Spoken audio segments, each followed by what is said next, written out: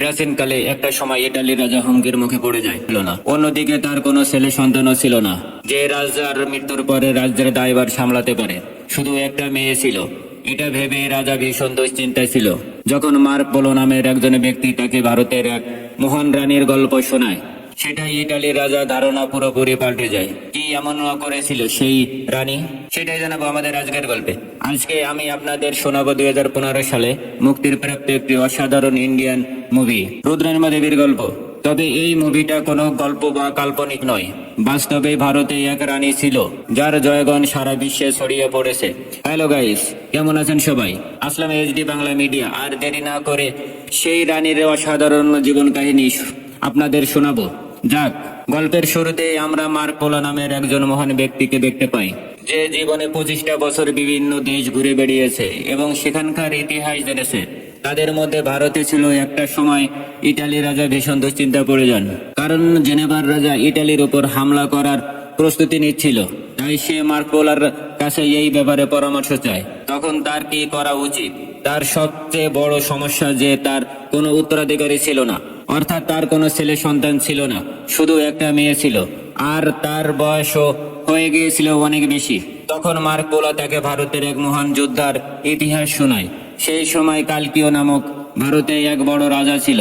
সেই রাজ্যের রাজা গণপতি খুবই পরাক্রমশালী কিন্তু দয়ালু রাজা ছিল। তার কোনো সন্তান ছিল না। একদিন রানী সম্ভবা দেবীর কোল জুড়ে একটা ফুটফুটে সন্তান জন্ম নেয়। সেদিন রাজ্যের সবাই প্রাসাদের সামনে জড়ো হয়েছিল নতুন যুবরাজের আসার সুসংবাদ শোনার জন্য। শুধু প্রজারই নয়, রাজপরিবারের সবাইও এটাই আশা করেছিল যে রানীর একটা ছেলে হবে। এদিকে রাজা চাচাতো ভাই হরিহর দেব এবং ময়ূরী এই অপেক্ষায় ছিল যে কোনোভাবে যদি গণপতির মেয়ে হয় তাহলে তারা তৎক্ষণাৎ রাজ্যের সিংহাসন দখল করে নেবে। তারা এক জ্যোতিষীকে গিয়ে গণনা করায়। তখন জ্যোতিষী তাদেরকে জানায় যে গণপতির ভাগ্যে কোনো ছেলে সন্তান নেই, তার মানে তার মেয়েই হবে। জ্যোতিষী আরো বলে এই মেয়ে এই রাজ্যের রক্ষণাবেক্ষণ করবে। শুধু তাই নয়, সে রাজ্যের ভেতর থেকে প্রাকৃতিক প্রার্থনা করেছিল যেন গণপতির ছেলে হয়। কিছুক্ষণ পর রানী সম্ভবা দেবী একটি ফুটফুটে সন্তান জন্ম দেয়। তখন মন্ত্রী শিবদেব এসে গণপতিকে জানায় সে তার একটা মেয়ে সন্তান জন্ম নিয়েছে। সেইটা শুনে গণপতি ভীষণ খুশি হয়, কিন্তু সেই সাথে বেশ দুশ্চিন্তাও পড়ে, কারণ দেবগিরি রাজা সৈন্য নিয়ে তৈরি হয়ে বসে আছে আজকে কালকিকে উপরে হামলা করার জন্য। মেয়ে হওয়ার খবর পাওয়ার মাত্রই তারা কালকিও রাজ্যের উপর হামলা করবে। তখন শিবদেব বলে মেয়ে হওয়াতেই তো সব সমস্যা। যদি আমরা কাউকে বিষয়টা নাই জানাই তাহলে তার কোনো সমস্যা হবে না। কারণ কথা শুনে গণপতি অবাক হয়ে যায়। তখন শিবদেব বলে আমরা আমাদের রাজকুমারীর নাম রাখবো রুদ্রামা দেবী, আর সবার সামনে তাকে পরিচয় করিয়ে দেব রুদ্রদেব হিসেবে। সে একটা ছেলের পরিচয় বড় হবে। এতে শুধু রাজ্যের সুরক্ষা হবে না এবং রাজকুমারী সুরক্ষিত থাকবে। গণপতি প্রথমে তার কথা রাজি হতে চায় না, কিন্তু রাজ্য এবং রাজকুমারীকে বাঁচানোর জন্য তার আর কোনো উপায় তো ছিল না। তাই সে শিবদেবের কথায় রাজি হয়ে যায়। প্রজারা তখন জানতে পারে গণপতির একটা ছেলে হয়েছে। তখন সবাই আনন্দে মেতে ওঠে, কিন্তু হরিহরা এই সংবাদে মোটেও খুশি হতে পারে না। উল্টো তার সেই জ্যোতিষীকেই খুন করে ফেলে। সে গণপতির মেয়ে হওয়ার ভবিষ্যৎবাণী করেছিল। এদিকে দেবগিরি রাজাও কালকিও রাজ্যের উপর হামলা করার সিদ্ধান্ত পাল্টে ফেলে, কারণ তার ধারণা মতে ছেলে হওয়ার কারণে গণপতির মনের জোর অনেক অনেক গুণ বেড়ে গেছে, আর প্রজারাও এখন তাকে আরো বেশি সাপোর্ট করবে। তাই এই মুহূর্তে তারা কালকির উপর হামলা করলে তাতে হিতে বিপরীত হওয়ার সম্ভাবনা। এরপর বেশ কয়েক বছর পার হয়ে যায়। রুদ্রদেবও তখন বেশ বড় হয়ে ওঠে। তার জন্মের পরে শিবদেব তাকে নিয়ে একটা গভীর জঙ্গলে রেখে আসে। সেখানে শিবদেবের পরিচালনায় রুদ্রদেবকে সব ধরনের অস্ত্র চালনা ও লড়াইয়ের অন্যান্য কৌশল শেখানো হয়। দেখতে দেখতে রুদ্রদেব এক শক্তিশালী যোদ্ধায় পরিণত হয়। তার প্রশিক্ষণ শেষ হলে শিবদেব তাকে প্রাসাদে ফিরিয়ে নিয়ে আসে। দীর্ঘ 14 বছর পর রুদ্রদেব প্রাসাদে ফিরে। তাই তার আসার উপলক্ষে রাজা উৎসব শুরু করে। সেই উৎসবে বিভিন্ন রাজ্যের রাজকুমাররা তার সাথে দেখা করতে আসে। তাদের মধ্যে অন্যতম ছিল যুবরাজ চানকো বীরভদ্র আর যুবরাজ গাঙ্গাগানা রেড্ডি। বীরভদ্র এসে রুদ্রদেবের দিকে বন্ধুত্বের হাত বাড়িয়ে দেয়। অন্যদিকে গণা এসে রুদ্রদেবের সাথে লড়াই করার প্রস্তাব জানায়। গণা রুদ্রদেব থেকে 2 বছরের ছোট ছিল, কিন্তু লড়াই তাকে হারানোর মোটেও সহজ ছিল না। তার সাহস দেখে রুদ্র তার সাথে লড়াই করতে রাজি হয়ে যায়। এরপর রুদ্র, বীরভদ্র এবং গণার মধ্যে লড়াই শুরু হয়ে যায়।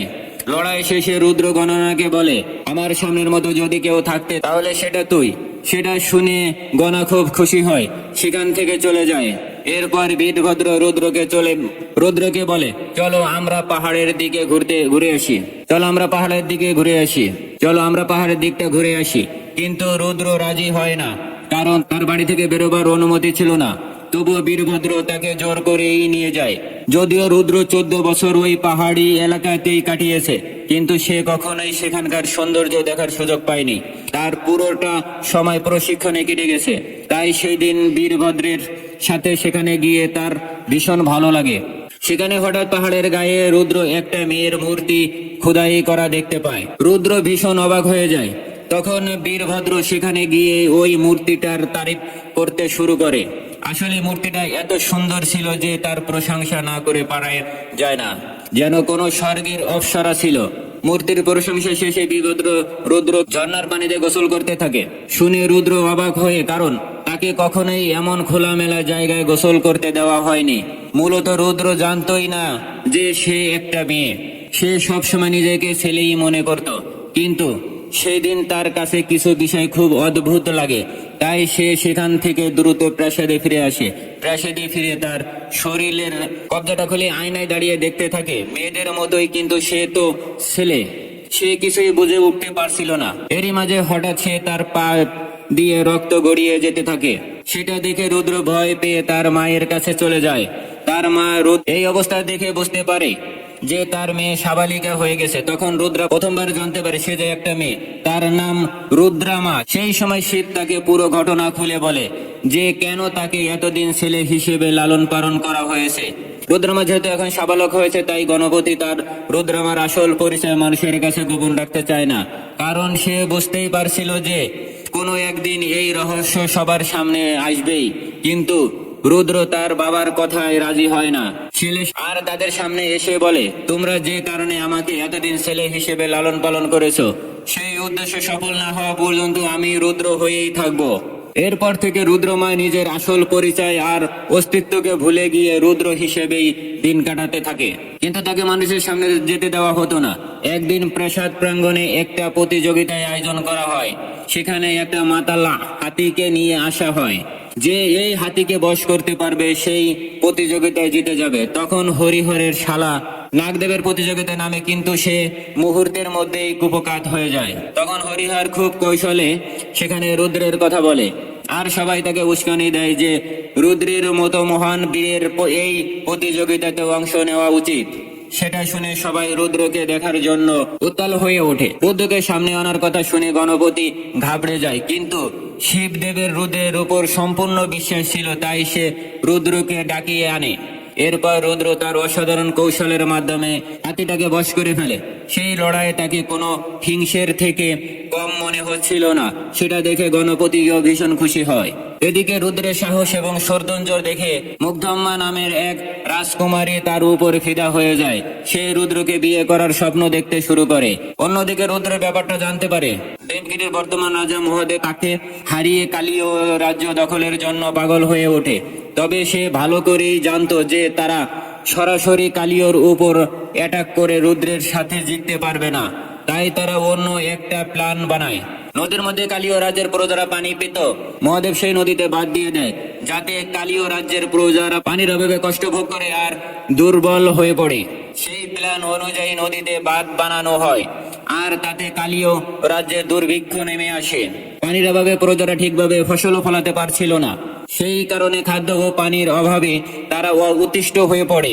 এই সুযোগে হরিহর ও মহাদেবের সাথে রুদ্রের বিরুদ্ধে যুদ্ধ করার প্ল্যান বানায়। তারা ভেবেছিল যে বাঁধ বানানোর বিষয়টা নিয়ে রুদ্রকে উস্কে দিলেই রুদ্রই মহাদেবের বিরুদ্ধে যুদ্ধ ঘোষণা করবে, আর সেই যুদ্ধে রুদ্র মারা গেলে তারা সিংহাসন এমনিতেই দখল করে নেবে। কিন্তু পরদিন যখন রাজার জনসভায় এই বিষয়ে কথা বলতে চায়, তখন রুদ্র তাদেরকে সাফ জানিয়ে দেয় যে প্রথমে প্রজাদের পানির সমস্যার সমাধান করা হবে, তারপর মহাদেবের বিরুদ্ধে যুদ্ধের ঘোষণা করা হবে।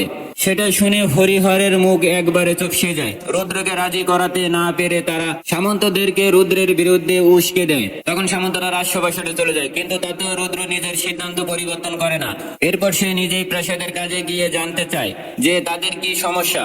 তখন প্রজারা তাকে জানায় পানির অভাবে তারা ফসল ফলাতে পারছে না, যার কারণে তাদের এখন না খেতে পেয়ে মরার অবস্থা হয়ে গেছে। তখন রুদ্র তাদেরকে বুদ্ধি দেয় যে তারা এখন থেকে বৃষ্টির পানি যেন সংরক্ষণ করে আর সেটাকে কাজে লাগায়। সেই বৃষ্টির পানি সংরক্ষণ করার জন্য গ্রামে বিভিন্ন জায়গায় পুকুর খনন করার আদেশ দেয়, আর বৃষ্টি না হওয়ার সময়টায় অন্য নদীর শাখায় থেকে পানি সংগ্রহের ব্যবস্থা করে। এরপর সে প্রজাদের উদ্দেশ্যে বলে, আমরা যুদ্ধ করব, কিন্তু তার জন্য আগে আমাদেরকে তো বাঁচতে হবে। যুদ্ধক্ষেত্রে মৃত্যুবরণ করে কোনো লাভ নেই, জিতে ফিরে আসতে পারাটাই আসল। এই কথাটা বলা মাত্রই মহাদেবের ছদ্মবেশী সৈন্যরা সামনে এগিয়ে এসে রুদ্রের উপর অ্যাটাক করে।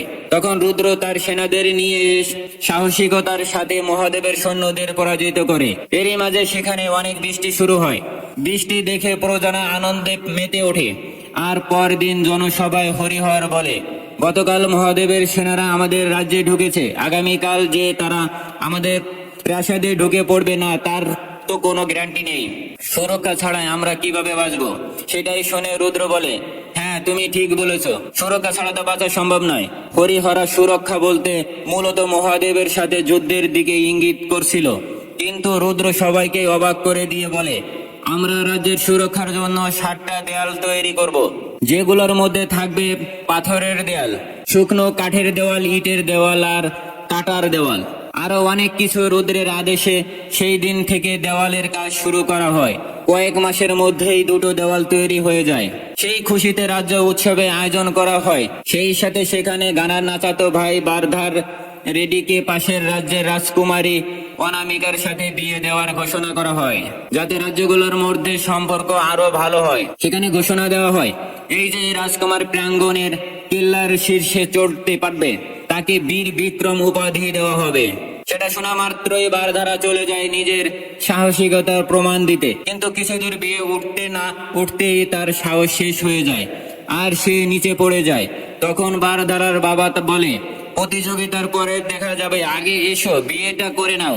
মূলত তারা যে কোনো বিয়েটা করতে চাচ্ছিল, কারণ এই বিয়েতে তারা অনেক সোনাদানা পাবে আর সেই সাথে রাজ্যের সাথে সম্পর্ক ভালো হবে। বারদা তখন দ্রুত বিয়ে করতে চলে আসে, তবে অনামিকা তাকে বিয়ে করতে রাজি হয় না।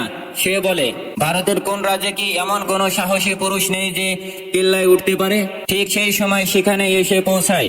সে চোখের নিমিষেই ওই কিল্লার উপর চড়ে বসে। সেটা দেখে সবাই গনার জয়গান করতে শুরু করে, আর অনামিকা খুশি হয়ে বারধার বদলে বরমালা ছুড়ে দেয় গনার দিকে। কিন্তু তার উপস্থিতিতে রাজ পরিবারের লোকেরাও খুশি হতে পারে না, কারণ গনা এখন আর আগের মতো নেই। সেখানে হরিহরের কাছ থেকে আমরা আরো জানতে পারি যে গনা এখন রাজ্য ছেড়ে শিকারীতে পরিণত হয়েছে। সে পরিবারের অংশ হয়েও এখন থেকে রাজ পরিবারের বিরুদ্ধে কাজ করছে। সামন্তের কাছ থেকে সোনাদানা ছিনতাই করে নিয়ে যায়। সেটা শুনে রুদ্র ভীষণ ভাবে খেপে যায়।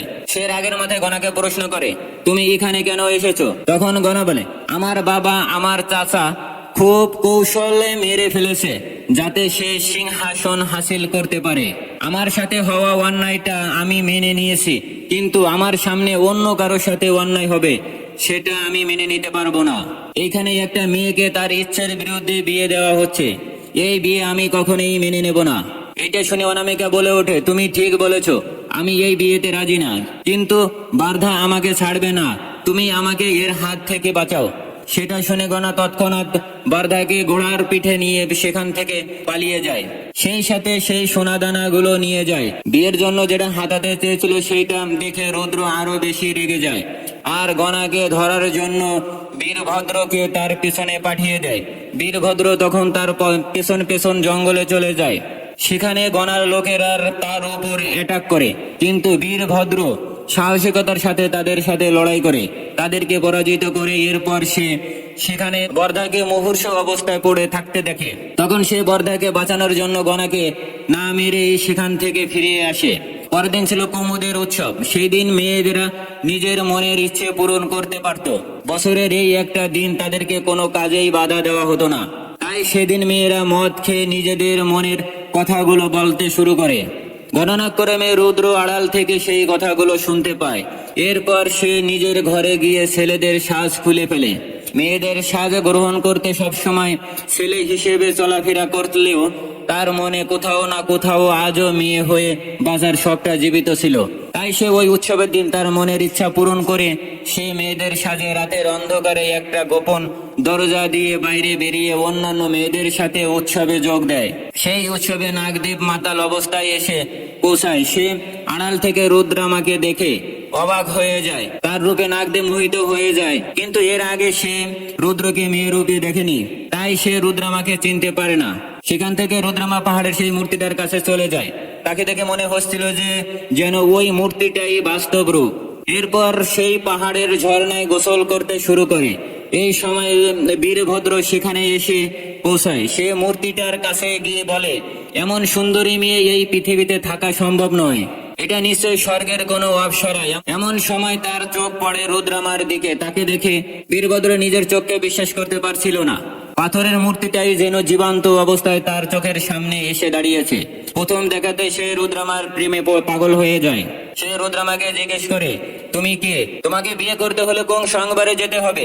তখন রুদ্রমা মজা করে তাকে ধাক্কা দিয়ে ঝর্ণার পানিতে ফেলে দেয়, আর সেখান থেকে দ্রুত প্রাসাদে ফিরে আসে। পরদিন তালোয়ারবাজির প্র্যাকটিস করার সময়ও বীরভদ্র শুধু রুদ্রামার কথায় ভেবে যাচ্ছিল, কিন্তু সে জানতো না সে রুদ্রামাই তার ছোটবেলার বন্ধু রুদ্র। তাকে অন্য মানুষকেও দেখে রুদ্র এটার কারণ জানতে চায়। তখন বীরভদ্র বলে, আমি গতকাল একটা অদ্ভুত সুন্দর মেয়েকে দেখেছি। সে চোখের নিমিষে আমার সামনে থেকে গায়েব হয়ে গেল, কিন্তু আমি তাকে বলতে পারছি না। বিষয়টা রুদ্রের কাছে বেশি ইন্টারেস্টিং লাগে, কিন্তু সে বীরভদ্রকে কিছু বুঝতে দেয় না। এদিকে হরিহরদের কাছে তাদের এক গোলাম এসে জানায় যে পঞ্চম দেওয়াল বানানোর জন্য যেখানেই মাটি খোঁচা হচ্ছে সেখানেই প্রাকৃতিক গুপ্তধন পাওয়া যাচ্ছে। এটা শুনে হরিহরের সেই জ্যোতিষীর কথা মনে পড়ে যায়। সে বলেছিল গণপতির যে মেয়ে হবে সে প্রাকৃতিক গুপ্তধন আবিষ্কার করবে আর রাজ্য সমৃদ্ধি করবে। যেহেতু সেই কথা সত্যি হয়েছে, তাই তাদের মনে সন্দেহ তৈরি হয় যে গণপতির মেয়ে হওয়ার বিষয়টাও হয়তো সত্যি হতে পারে। তখন তাদের মনে প্রশ্ন ওঠে যে রুদ্র প্রাপ্ত বয়স্ক হওয়ার পরেও কেন এখনো তার বিয়ে দেওয়া হচ্ছে না। তাই পরদিন তারা খুব কৌশলে একটা কথা রাজসভায় প্রকাশ করে। সেটা শুনে শিবদেব বুঝে যায় যে রুদ্রের উপর সবার সন্দেহ তৈরি হচ্ছে। তাই সে তৎক্ষণাৎ রুদ্রের সাথে রাজকুমারী মুক্তাম্বারের বিয়ের ঘোষণা দেয়। নির্ধারিত তারিখ অনুযায়ী রুদ্র এবং মুক্তাম্বার বিয়ে আয়োজন করা হয়। এরই মাঝে নাগদেব রুদ্রামাকে খুঁজতে গিয়ে রাজপ্রাসাদের সেই গোপন রাস্তা সম্পর্কে জেনে যায়, আর সেটা এসে হরিহর দেবকে জানায়। কিন্তু সেই গোপন রাস্তাটা যে কোথায় সেটার তাদেরকে বলে না। হরিহর তাকে জোরও করে না, কারণ তাদের মেইন ফোকাস ছিল বীর মণ্ডপে পৌঁছানোর আগে রুদ্রদেবকে মেরে ফেলা। তাই তারা নাগদেবকে এই কাজে পাঠিয়ে দেয়। নাগদেব তখন সেই গোপন রাস্তা দিয়ে রাজপ্রাসাদে ঢুকে রুদ্রামাকে দেখতে পায়। তাকে দেখে সে ভীষণ খুশি হয়ে যায়। মূলত রুদ্র এই বিয়েতে রাজি ছিল না, তাই সে মহলের ভিতর মেয়ে সেজেই বসেছিল। তবে নাগদেব তখন তার সামনে আসে না, কারণ তাকে অন্য কাজে দায়িত্ব দেওয়া হয়েছিল। তাই সে দ্রুত রুদ্রর ঘরে গিয়ে লুকিয়ে পড়ে, যাতে রুদ্র ঘরে ঢোকা মাত্রই তার উপর অ্যাটাক করতে পারে। তখন সে আড়াল থেকে দেখতে পায় রুদ্রামা সেই ঘরে ঢুকে ছেলের বেশ ধারণ করে। সেটা দেখে নাগদেব বুঝতে পারে রুদ্র কোনো ছেলে নয়, সে একটা মেয়ে। এর মাঝে রুদ্র টের পায় যে তার ঘরে কেউ ঢুকেছে। এরপর সে নাগদেবকে সেখানে দেখতে পায়। তখন নাগদেব বলে, তোমরা ভাই এতদিন সবাইকে ধোঁকা দিয়েছো তাই না? আজ আমি সবাইকে জানিয়ে দেব যে তাদের যুবরাজ একটা মেয়ে। রুদ্র জানতো যে তার এই গোপন কথা জানাজানি হলে অনেক বড় বিপদ হবে, তাই সে বিয়ের কথা না ভেবে দ্রুত নাগদেবকে মারার জন্য চলে যায়। এদিকে সে বিয়ের মণ্ডপে না পৌঁছানোর কারণে তার পরিবারের লোকরা ভীষণ দুশ্চিন্তা পড়ে যায়। এমনকি সৈন্যরাও সারা রাজ্যে তাকে খুঁজতে বেরিয়ে পড়ে। এরই মাঝে রুদ্র নাগদেবকে খুন করে ফেলে আর বিয়ের মণ্ডপে এসে উপস্থিত হয়। মুক্তাম্বাকে সে বিয়ে করে ফেলে। তাকে জীবিত দেখে হরিহর আর মুরারির মাথায় তো আকাশ ভেঙে পড়ে, কিন্তু তারা হার মানে না। তারা রুদ্রকে ঘায়েল করার জন্য গণনাণ্ডীর নাম ব্যবহার করার প্ল্যান বানায়। পরদিন নতুন দম্পতি প্রজাদের কাছ থেকে আশীর্বাদ নেওয়ার জন্য প্রাসাদের প্রাঙ্গণে জড়ো হয়। সেখানে হরিহরের লোক একটা হাতের মূর্তি এনে বলে এই মূর্তিটা গণাদেবী রুদ্র বিয়েতে উপলক্ষে পাঠিয়েছে। পরক্ষণে সেই মূর্তিটা ভেঙে হরিহরের দিক করা লোকেরা বেরিয়ে আসে। তারা যখনই রুদ্রের উপর অ্যাটাক করতে যায় তখনই সেখানে গণা এসে উপস্থিত হয় আর আগুনের তীরের মাধ্যমে সেই লোকগুলোকে পুড়িয়ে মারে। এসব দেখে রুদ্র ভীষণ অবাক হয়ে যায়। তখন গণা হরিহর দেবকে বলে, আমি এতটাও কাপুরুষ নই যে রুদ্রকে মারার জন্য ছল চাতুরি করব। তাই পরবর্তীতে কখনো আমার নাম নিয়ে সব করার চেষ্টা করবে না। এই কথা বলেই গণা সেখান থেকে চলে যায়। তখন রুদ্র বীরভদ্রকে পাঠিয়ে দেয় তাকে ধরে আনার জন্য, কারণ গণার সামনে থাকলেই জানা যাবে আসলে এই কাজটা কে করেছে। বীরভদ্র তখন বন্ধুর কথা মতো গণাকে ধরে আনতে চলে যায়, কিন্তু ধরতে পারে না। গণা তার আগেই প্রাসাদের সীমান্ত থেকে বেরিয়ে যায়। রুদ্র প্রাসাদের কেল্লায় দাঁড়িয়ে সব দেখছিল। গণা প্রাসাদের সামনে থেকে বের হয়ে রুদ্রকে হুমকি দেয় যে আমি কাপুরুষের মতো তোমাকে পেছন থেকে আঘাত করব না, আমি তোমাকে নিজের হাতে সামনে থেকে খুন করব। এই কথা বলে গণা সেখান থেকে চলে যায়। এরপর রুদ্র হরিহর এবং তার ভাইকে রাজসভা থেকে বহিষ্কার করে। আর যতদিন গণার কথা সত্য প্রমাণ করা না হচ্ছে ততদিন সব ধরনের রাজকার্য থেকে দূরে থাকতে বলা হয়। হরিহর রেগে গিয়ে নতুন একটা প্ল্যান বানায়।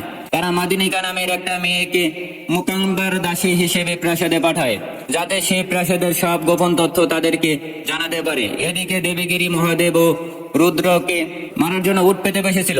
তাই শিবগির এটা নতুন প্ল্যান করে সে আগের কৌশল প্রাসাদে এনে রাখে আর প্রজাদের ব্যবহার করা খাবারের অটোপাত্রগুলো জোগাড় করে প্রাসাদের বাইরে দেওয়ালে ছড়িয়ে ছিটিয়ে ফেলে রাখার নির্দেশ দেয়, যাতে বাহিরের কেউ দেখে মনে করে যে এটা রাজপ্রাসাদের ভেতর অনেক সৈন্য আছে। মহাদেব শিবদেবের এই কৌশলে আটকে যায়।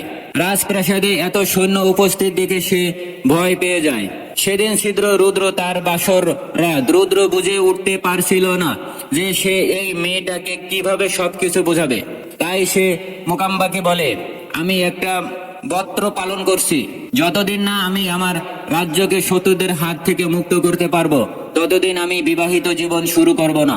মুকাম্বার কাছে খারাপ লাগে ঠিকই, কিন্তু সে চুপচাপ রুদ্রের কথা মেনে নেয়। এরপর রুদ্র সম্পূর্ণভাবে রাজকাজে মন দেয়। সে সাহসিকতার সাথে অনেক যুদ্ধ লড়াই করে, তার অনেক রাজ্য জয় করে আর বীরত্বের কথা সারা ভারতে ছড়িয়ে পড়ে। একদিন রাজকুমারীরা শাড়ি কিনছিল, সেখানে শাড়িওয়ালা সেজে মহাদেবের পাঠানো লোক মাদিকিনী কাকে একটা শাড়ি কিনে দেয়।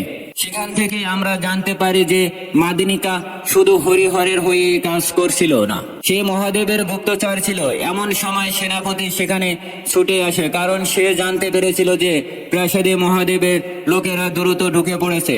তাকে দেখেই সেই শাড়িওয়ালা লোকটা তার আংটির ভিতরে থাকা বিষ খেয়ে আত্মহত্যা করে ফেলে আর মাদিনীকে সেই শাড়িটা নিয়ে আড়ালে চলে যায়। সেনাপতি জানতো না যে মাদিনীকে ও মহাদেবের লোক, তাই সে মাদিনাকে ছেড়ে দেয়। এরপর মাদিনীকে সেই শাড়িটা খুলে দেখে, সেখানে লেখা রয়েছে, শাড়িওয়ালা আমার পাঠানো লোক, সে তোমাকে সাহায্য করবে। আর এই মেসেজটা তাকে পাঠিয়েছে মহাদেব। তাই সে একটা কবুতরের মাধ্যমে মহাদেবকে লিখে পাঠানো, শাড়িওয়ালা ভয়ে মারা গিয়েছে, কিন্তু আমি এমনটা করব না, আমি এই প্রাসাদের রহস্য খুঁজে বের করবই। মাদিনীকা এমন একটা লয়ালটি দেখে মহাদেব ভীষণ খুশি হয়। এদিকে রুদ্র শিবদেবকে এবং তার বাবাকে সঙ্গে নিয়ে মহাদেবের বিরুদ্ধে যুদ্ধ প্ল্যানিং শুরু করে।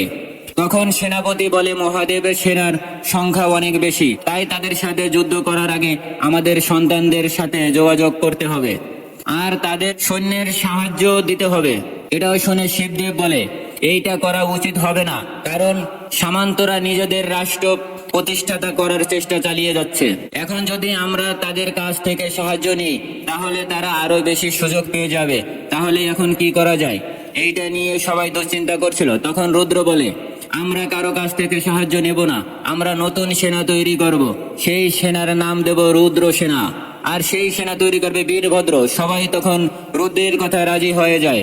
এরপর রুদ্র যখন বীরভদ্রকে ব্যাপারটা জানায় তখন সেনাপতি বলে, তার তো যুদ্ধ নিয়ে একটুও চিন্তা নেই, সে একটা মেয়েকে দেখার আশায় পাহাড়ে গিয়ে বসে আছে আর সেখানে সারাদিন মদ খেয়ে পড়ে থাকে। হয়তো সে মেয়েকে না দেখা পর্যন্ত সে ফিরবে না। কথাটা শুনে রুদ্র টেনশনে পড়ে যায়। এরপর সে বাধ্য হয়ে রুদ্রমা সেজে বীরভদ্রের সঙ্গে দেখা করতে যায়। তাকে দেখে বীরভদ্র তাকে বিয়ে করতে চায়। তখন রুদ্রমা বলে, তোমাকে বিয়ে করে কি লাভ? মানুষ বলে তোমার নাকি মদ খেয়ে পড়ে থাকা ছাড়া আর কোনো কাজ নেই। তোমাকে রুদ্র যে দায়িত্বগুলো দিয়েছে সেগুলো তো তুমি পালন করতে পারোনি। সেটা শুনে বীরভদ্র বলে, ঠিক আছে, আমি তাহলে আগে আমার দায়িত্ব পালন করব, তারপর এসে তোমাকে বিয়ে করব। সামনের মাসে বিয়ের জন্য কিন্তু প্রস্তুত থেকো। এই কথা বলে বীরভদ্র সেখান থেকে চলে যায়। তার কথাগুলো রুদ্রামার অনেক ভালো লাগে, কারণ সেও মনে মনে ততক্ষণে বীরভদ্রকে ভালোবাসতে শুরু করেছে। এরপর বীরভদ্র যখন প্রাসাদের কাছে গিয়ে রুদ্র সেনা তৈরির ব্যাপারে কথা বলে, তখন সবাই তার বিরোধিতা করে।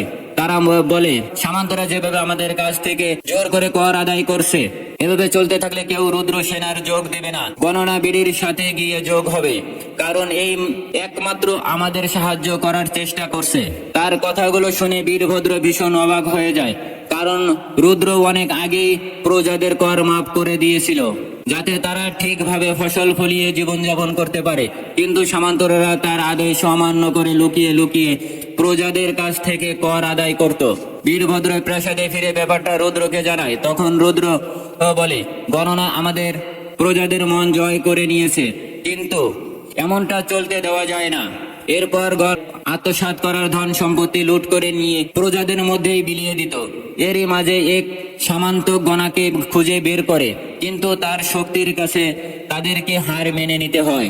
তখন গণা সেই সামন্তকে খুন করে তার সন্তানদেরকে নিজেদের দলে সামিল করে নেয়। এভাবে তার দলের সদস্য বাড়তে থাকে, আর সে আরো শক্তিশালী হতে থাকে। দেখতে দেখতে সে আশেপাশে রাজ্যের সব সৈন্যকে নিজের দলে ফিরিয়ে নেয়। এদিকে রুদ্র প্রজাদের উপকারের জন্য বিভিন্ন ধর্মের কার্যক্রম চালিয়ে যায়। সে তার রাজ্য এবং তার প্রজাদের সমৃদ্ধশালী করার জন্য যা করা প্রয়োজন তা সবকিছুই করে। সে কারণে তার ভারতবর্ষের তার জয়গান শুরু হয়। এরই মাঝে বীরভদ্র রুদ্র সেনা গঠনের কাজে উঠে পড়ে লাগে। অন্যদিকে মাদিনিকা প্রাসাদের ভেতর ঘুরে ঘুরে সব গোপন তথ্য মহাদেবকে পাঠাতে থাকে। রুদ্র সেনার প্রশিক্ষণ শেষ হওয়ার পর বীরভদ্র আবারও সেই ঝর্ণার কাছে গিয়ে রুদ্রামার অপেক্ষা করতে থাকে। তখন অনেকদিন পার হওয়ার পর রুদ্রামা তার সামনে আসে না। এরপর একদিন রুদ্র সেখানে তার সঙ্গে দেখা করতে যায়। রুদ্রকে সেখানে দেখে বীরভদ্র অবাক হয়ে জিজ্ঞেস করে, বন্ধু, তুমি এখানে কি করছো? রুদ্র বলে, মানুষের মুখে শুনেছি তুমি নাকি একটা মেয়ের জন্য পাগল হয়ে ঘুরে বেড়াচ্ছ, তাই নিজের চোখে দেখার জন্য আসলাম। সেইটা শুনে বীরভদ্র বলে, তুমি তো মোকাম্বা নিয়ে ভালোই আছো, এদিকে আমি প্রাপ্তবয়স্ক হয়ে একা একা দিন কাটাচ্ছি। আমার অবস্থা তুমি বুঝবে না, আমি এই মেয়ের জন্য সবকিছু করতে পারি। সেটা শুনে রুদ্র বলে, ঠিক আছে, আমি তোমার কথা মেনে নেব, যদি তুমি আমাকে তালোয়ার যুদ্ধে হারাতে পারো। সেটা শুনে বীরভদ্র তালোয়ার বের করে রুদ্রের সাথে লড়াইয়ে করতে শুরু করে। লড়াই করতে করতে একটা সময় বীরভদ্রের তালোয়ার আছড়ে পড়ে, রুদ্রের কবচ ছিঁড়ে যায়, আর তার আসল রূপ বেরিয়ে আসে। মূলত রুদ্রমাও এটাই চেয়েছিল, তাই সেই ইচ্ছাকৃত সেই দিন বীরভদ্রের সঙ্গে দেখা করতে জন্য। কিন্তু বীরভদ্র বলে, তুমি রাজ্যের জন্য নিজের জীবন বিসর্জন দিতে পারো, কিন্তু আমি তোমাকে বিসর্জন দিতে পারবো না। এই কথা বলে বীরভদ্র সেখান থেকে চলে যায়। এদিকে মোকাম্বা রুদ্রের ব্রত পালনের উদ্দেশ্য দ্রুত সফল হওয়ার জন্য উপোস করতে শুরু করে। সারাদিন পার হয়ে যাওয়ার পর যখন তার উপোস ভঙ্গ করছিল না, তখন দাসীরা বিষয়টা রুদ্রকে জানায় আর বলে যে মোকাম্বা যদি এভাবেই না খেয়ে পুজো করতে থাকে তাহলে সে দ্রুতই অসুস্থ হয়ে পড়বে। সেটা শুনে রুদ্র মনে করে যে মোকাম্বা হয়তো তাকে পাওয়ার জন্যই তার উদ্দেশ্য পূজা করছে, তাই সে সিদ্ধান্ত নেয় যে মুক্তাকে সত্যিটা জানিয়ে দেবে। যেমন কথা তেমন কাজ। সে মুক্তাকে গিয়ে মহলের ভেতরে চলে যায়। সে যখন তার কবস্থা খুলতে যায় তখন মোকাম্বা তাকে বাধা দিয়ে বলে, কবস্থা খুলো না, দেওয়ালদেরও চোখ আছে, কেউ এই রহস্য জেনে গেলে বিপদ হবে। তার কথা শুনে রুদ্র অবাক হয়ে জিজ্ঞেস করে, তুমি এই রহস্য জানো? মুক্তা উত্তর দেয়, হ্যাঁ জানি, সেই দিন আমাদের বিয়ে হয়েছিল, সেই দিন আমি বুঝতে পেরেছিলাম তুমি ছেলে নাও, তুমি একটা মেয়ে। সেটা শুনে রুদ্র আরো বেশি অবাক হয়, কারণ বিয়ের আগে যেহেতু মুক্তা সত্যিটা জেনে গিয়েছে, তাহলে সে কেন রুদ্রকে বিয়ে করলো? তখন মোকাম্বা বলে, তুমি রাজ্যের জন্য নিজের সর্বোচ্চ ত্যাগ করেছো, তাহলে আমি কি তোমার কাজে এতটুকু সাহায্য করতে পারি না? তবে তুমি এটা মনে করো না যে আমি কষ্টে আছি, বরং তোমার মতো মহান মানুষকে চোখের সামনে দেখে আমি ধন্য। তার কথাগুলো শুনে রুদ্রামা ইমোশনাল হয়ে বলে, আমি আজ থেকে তোমাকে আমার সন্তান হিসেবে গ্রহণ করলাম। তোমাকে বিয়ে দেওয়া এবং তোমার সুখ স্বাচ্ছন্দ্যের খেয়াল রাখা আমার দায়িত্ব। তখন মোকাম্বা তাকে জিজ্ঞেস করে, তোমার সাথে বীরভদ্রের বিয়ে কবে হবে? সেটা শুনে রুদ্রামা বলে, এই জন্মে হয়তো বিয়েটা আমার ভাগ্যে নেই। সেটা শুনে মোকাম্বা মন খারাপ হয় ঠিকই, কিন্তু সে রুদ্রকে বুঝতে দেয় না, বরং তাকে লক্ষ্য অর্জনের জন্য দেয়। এরই মাঝে মাদিনিকা ও জেনে যায় যে রুদ্রামা আসলে একটা মেয়ে, আর সে তৎক্ষণাৎ এটাই গিয়ে হরিহর দেবকে জানিয়ে দেয়। আর বিষয়টা জেনে রেগে আগুন হয়ে যায়, কারণ গণপতি এতগুলো বছর ধরে তাদেরকে ধোঁকা দিয়েছে। এরপর তারা মাদিনাকে খুন করে ফেলে, যাতে এই ইনফরমেশন মহাদেবের কাছে পৌঁছাতে না পারে। পরের দিন রাজসভায় গিয়ে তারা দুজন একদম রাজার মুখোমুখি হয়ে বসে। তাদেরকে এমনটা করতে দেখে শিবদেবের মনে সন্দেহ তৈরি হয়। গণপতি রুদ্রকে রাজা বানানোর এবং তার রাজ্যাভিষেকের ঘোষণা দেয়। সে সেটা শুনে হরিহরা উচ্চস্বরে হেসে ওঠে আর বলে, শুধু কি এতটুকুই নাকি আরো ঘোষণা দিতে চাও? শিবদেব খুবই বিচক্ষণ মানুষ ছিল, তাই সে হরিহরের কথাগুলো বুঝতে পারে। সে হরিহরকে থামিয়ে দিয়ে নিজেই সত্যটা সবাইকে জানিয়ে দেয় আর বলে, রুদ্রমা দেবীকে রুদ্র হিসেবে লালন পালন করার পেছনে দুটো কারণ ছিল। একটা হচ্ছে রাজ্যের সুরক্ষা, আর দ্বিতীয়টা রাজসভায় সদস্যের সুরক্ষা। আর এতগুলো বছর সে নিজেকে যোগ্য হিসেবে প্রমাণ করেছে। তাই শিবদেব সবাই অনুরোধ করে যেন তারা রুদ্রামাকে রানী হিসেবে গ্রহণ করে। তার কথাগুলো শুনে হরিহরা একদম হতবাক হয়ে যায়, কারণ তারা ভেবেছিল এই সুযোগে সবাইকে গণপতির বিরুদ্ধে উস্কে দেওয়া যাবে। এরপর রুদ্রমাকে সরিয়ে তারা সিংহাসন দখল করবে। শিবদেবের বুদ্ধিমত্তার জন্য তাদের ষড়যন্ত্র সফল হয় না। পরদিন রুদ্রমার রাজ্যাভিষেকের সময় প্রজারা বিদ্রোহ করে। তারা একটা মেয়েকে রানী হিসেবে গ্রহণ করতে রাজি না। শিবদেব তাদেরকে বোঝানোর অনেক চেষ্টা করে যে এত বছর ধরে রুদ্রমা তার যোগ্যতার পরীক্ষা দিয়ে এসেছে, তাহলে এখন কেন তাকে রানী হিসেবে গ্রহণ করতে আপত্তি করা হচ্ছে? কিন্তু প্রজারা কোনো কথা মানতে রাজি হয় না। সেই সুযোগে হরিহর বেঁকে বসে আর সামন্তদেরকেও উস্কে দেয়। তখন সামন্তরাও নিজেদের অঙ্গরাজ্যকে স্বতন্ত্র রাজ্য হিসেবে ঘোষণা দেয়। তারা কেউ একজন নারীর বশতা স্বীকার করতে চায় না। তখন রুদ্রমা গিয়ে সবাইকে উদ্দেশ্য করে বলে, আমি তোমাদের সুরক্ষার জন্য এতগুলো দিন ছেলে সেজেছিলাম। এখানে আমার নিজের কোনো স্বার্থ ছিল না। তারপরও যদি আমাকে রানী হিসেবে গ্রহণ করতে তোমাদের আপত্তি থাকে, তাহলে এই অন্যায়ের জন্য আমাকে যে শাস্তি দেওয়া হবে আমি সেটাই মাথা পেতে নেব। তার এই কথা থেকে হরিহরা আরো একটা সুবর্ণ সুযোগ পেয়ে যায়। তারা বলে, আমরা সবাই মিলে আলোচনা করে সিদ্ধান্ত নেব। তখন সব সামন্তদের সাথে আলোচনা করার পর রুদ্রমাকে রাজপ্রাসাদ থেকে বহিষ্কার করা হয়, আর তাকে সব ধরনের হাতিয়ার ব্যবহার করা থেকেও নিষিদ্ধ করা হয়। রুদ্রমা চুপচাপ সেই সিদ্ধান্ত মেনে নিয়ে খালি হাতে প্রাসাদ থেকে বেরিয়ে যায় আর গ্রামের একটা মন্দিরে গিয়ে বসে পড়ে। তার সাথে তখন সেই হাতিটাও চলে আসে, যাকে রুদ্রা একদিন বশ করেছিল। কিছুক্ষণ পর বীরভদ্র সেখানে এসে উপস্থিত হয় আর বলে, এই প্রজাদের জন্য তুমি নিজের স্বর্গ ত্যাগ করলে, সেই প্রজারাই আজ তোমাকে প্রাসাদ ছাড়া করলো। এখনো কি তুমি তাদের কথাই ভাববে, ওদের কথা না ভেবে? আমার সাথে চলো, আমি তোমাকে আমার স্বপ্নের রানী বানিয়ে রাখবো। কিন্তু রুদ্রমা তার কথায় রাজি না হয়ে সে বলে, আমার ভাগ্যে যদি শ্বশুর বাড়ির সুখ লেখা থাকে, তাহলে আমার বাবা আমাকে মেয়ে হিসেবেই লালন পালন করত। আমার এই জন্মটা প্রজাদের জন্য, আর আমি শেষ নিঃশ্বাস পর্যন্ত প্রজাদের সেবা করে যাব। তবে এইবার আর কথাগুলো শুনে বীরভদ্র রেগে যায় না, বরং তাকে সাপোর্ট করে আর বলে, আমাকে হুকুম দাও, আমি তোমার জন্য কি করতে পারি। তখন রুদ্রমা তাকে মহাদেবের সৈন্যদেরকে রাজ্যে ঢুকতে বাধা দিতে বলে, কারণ সে জানতো যে তার এই রহস্য জেনে যাওয়ার পর মহাদেব অবশ্যই তাদের রাজ্যের উপর আক্রমণ করবে। আর তারা ধারণা ঠিকই, মহাদেব খবরটা পাওয়া মাত্রই কালিয়াকে ও রাজ্য দখলের উদ্দেশ্যে বেরিয়ে পড়ে। বীরভদ্র তখন রুদ্রমার কথা মেনে নিয়ে এদিকে হরিহরা গিয়ে গণপতিকে পাকড়াও করে, কারণ তারাও মহাদেবের সাথে হাত মিলিয়েছিল। এরপর যখন হরিহর শিবকে খুন করার জন্য তালোয়ার বের করে, তখন সেটা দেখে শিবদেব ভয়ে হার্ট অ্যাটাক করেই মারা যায়। তখন হরিহরের লোকেরা তাকে নদীতে ফেলে দিয়ে আসে। এদিকে সীমান্ত রাজারাও রাজ্য দখলের জন্য নিজেদের মধ্যে যুদ্ধ শুরু করে। অন্যদিকে গণনাডীও দিন গুনতে থাকে রুদ্রমাকে খুন করার জন্য। কালিয়কীয় সাম্রাজ্য তখন ধ্বংসের মুখে আসে। রাজ্যের প্রজাদের উপর অত্যাচার শুরু হয় আর শিবদেব সেই সব কিছু নিজের চোখে দেখে আসলে শিবদেব তখন মারা যায়নি, মারা যাওয়ার নাটক করেছিল, ওই জায়গা থেকে আসতে পারে। এরপর সে রুদ্রমার কাছে গিয়ে অনুরোধ করতে থাকে যেন সে তার রাগ ভুলে গিয়ে রাজ্য রক্ষা করে। তখন রুদ্রমা তার ডাকে সাড়া দেয় না। তখন রাজ্যের সব প্রজারা সেই মন্দিরে গিয়ে জড়ো হয় আর বলে, আমরা ওই মহাদেবের অত্যাচার সহ্য করতে চাই না, আমরা তোমাকে আমাদের রানী হিসেবে মেনে নিয়েছি, তুমি ছাড়া আমাদের আর কথা কেউ ভাবে না, তুমি দয়া করে আমাদের রক্ষা করো। প্রজাদের এমন কথা শুনে তখন রুদ্রমা যুদ্ধে নামতে রাজি হয়। তখন প্রজাদের মধ্যে একজন তাকে শিবের ত্রিশূল ধরিয়ে দেয় আর সেটা নিয়ে রুদ্রমা যুদ্ধ করতে রওনা দেয়। মহাদেবের সৈন্যরা যাতে রাজ্যের ভেতরে প্রবেশ করতে না পারে ওই 7টা দেওয়ালে থাকা দরজাগুলো বন্ধ করে দেওয়া হয়। আর অন্যদিকে বীরভদ্র আর সেনাদের নিয়ে যুদ্ধ করতে শুরু করে।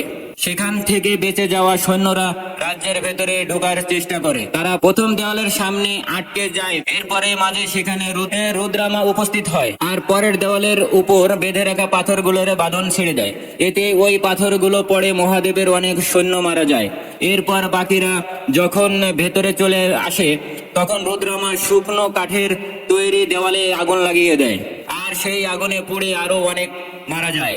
এভাবেই প্রত্যেকটা দেওয়ালে কোনো না কোনো মৃত্যুর ফাঁদ পাতা ছিল। কিন্তু রুদ্রমার শত্রুরা এই বিষয়টা আন্দাজ করতে পারেনি। তারা ভেবেছিল এই দেওয়ালগুলো হয়তো সাধারণ দেওয়াল ভেবে। এরই মাঝে মহাদেবের আরো নতুন সৈন্যরা যুদ্ধে যোগ দেয়। তারা রুদ্রমাকে একা পেয়ে ঘিরে ফেলে, কিন্তু রুদ্রমা এতে ভয় পায় না। সে সাহসিকতার সাথে তাদের সঙ্গে যুদ্ধ করতে থাকে। আর এরই মাঝে গণনা তার সৈন্যদের নিয়ে সেখানে হাজির হয়। তাকে আসতে দেখে সামন্তরা ভীষণ খুশি হয়। এইবার আর রুদ্রমার বেঁচে ফেরার কোনো উপায় নেই। কিন্তু এখানে এই গল্পটার একটা নতুন মোড় নেয়। যখন মহাদেবের সৈন্যরা রুদ্রমাকে ঘিরে ধরে তখন গণার সৈন্যরা তাদেরকে ঘিরে ধরে। এদিকে যুদ্ধ করতে করতে একটা সময় রুদ্রমার হাত থেকে তার তরোয়ালটা পড়ে যায়। তখন গণা তার দিকে নিজের তরোয়ালটা ছুড়ে দেয় যাতে সে তার শত্রুদেরকে হত্যা করতে পারে। সেই সাথে সেও মহাদেবের সৈন্যদের মারতে শুরু করে।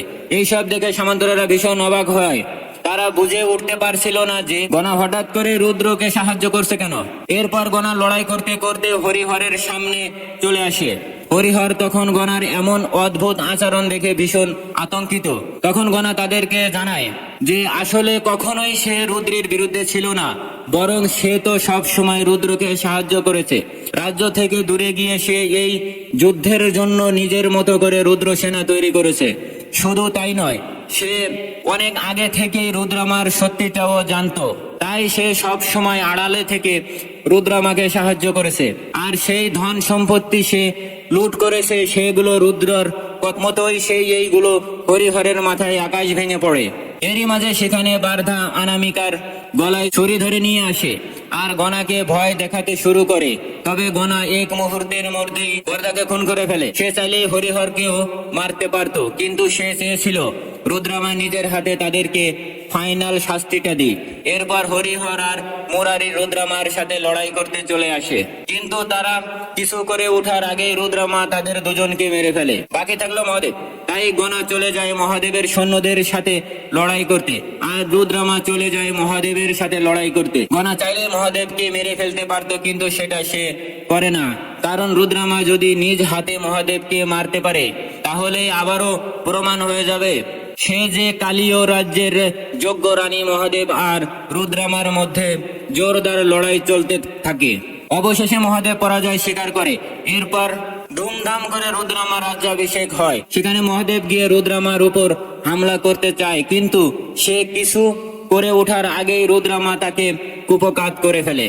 তখন সে আবারও রুদ্রমার কাছে তার কাজের জন্য ক্ষমা চায় আর রুদ্রমাও আবারও তাকে ক্ষমা করে। এরপর গণা অনামিকাকে নিয়ে খুশি মনে সেখান থেকে ফিরে যায়। পরবর্তীতে বীরভদ্রের সাথে রুদ্রমার বিয়ে হয় আর রুদ্রমার পর তার ছেলে প্রতাপ রুদ্র কালীয় রাজ্যের দায়ভার সামলায়। এই পুরো গল্পটা শোনার পর মার্কুলা ইটালির রাজাকে বলে, তোমার ছেলে না থাকাটা কোনো সমস্যা নয়, তোমার সমস্যা হচ্ছে নিজের মেয়েকে দুর্বল মনে করা। সেইটা শুনে ইটালির রাজা নিজের ভুল বুঝতে পারে। এরপর সে নিজের মেয়েকে ইটালির নতুন রানী হিসেবে ঘোষণা দেয়। আর এখানেই গল্পটা শেষ হয়। আজকের গল্পটা থেকে আমরা খুব ভালোভাবেই বুঝতে পারি মানুষের উদ্দেশ্যে সততা থাকলে আর তার ভেতরে সাহস থাকলে যে কোনো প্রতিকূল পরিস্থিতির মোকাবেলা করা সম্ভব। সেটা ছেলে হোক কিংবা মেয়ে। রাজ্য সামলানোর জন্য ছেলে হওয়ার জরুরি নয়, সৎ সাহসী হওয়াটা জরুরি।